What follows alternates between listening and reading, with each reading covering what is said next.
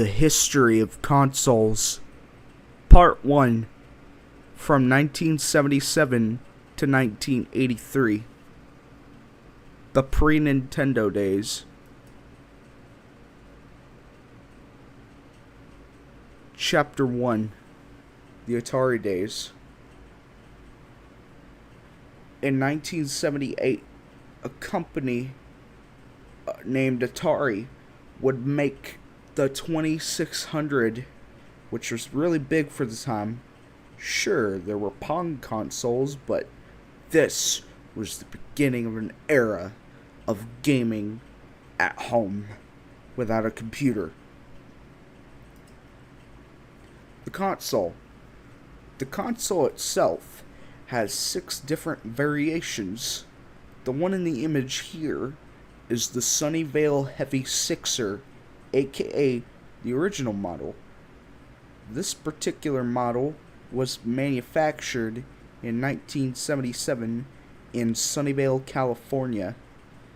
It has a classic wood texture applied to certain areas of the console.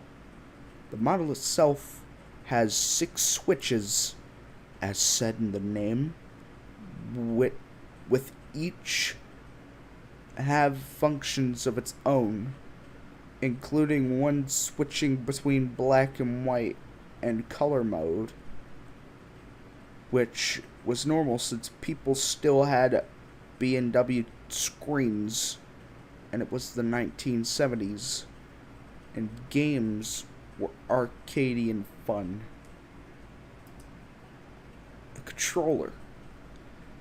The controller was just a box with a long rubbery joystick and a shiny big red plastic button, and it was somehow comfortable to hold. It's overwhelmingly simple, but in a good way.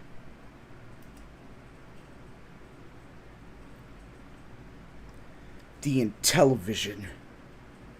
In the year 1979, a year after the Atari blew up, a new console by the name, from Mattel, had arrived, and its name is the Intellivision.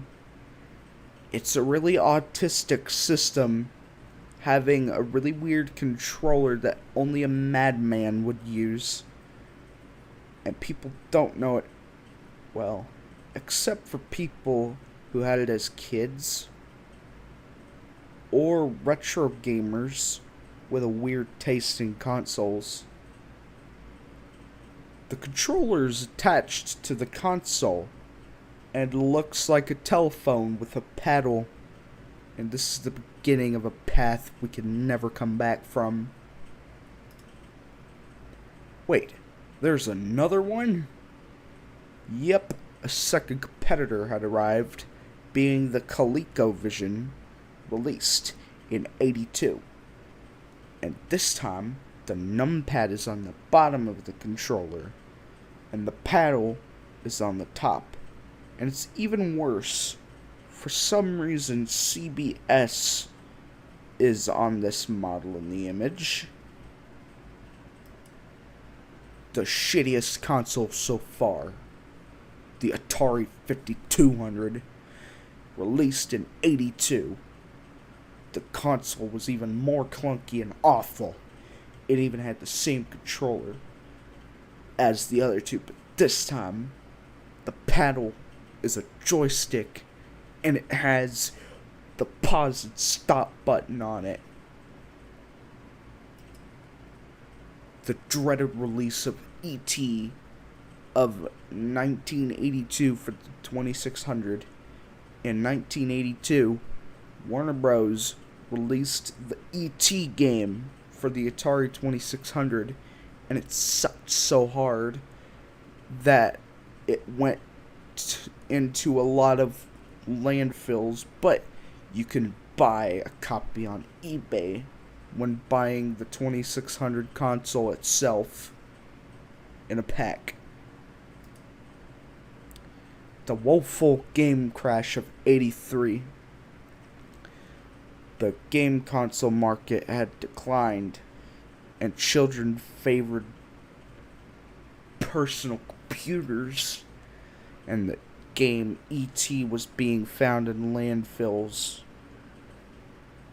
this would be the end of the consoles. Or is it? Thanks for watching. Please like and subscribe for part 2 of this presentation. Goodbye.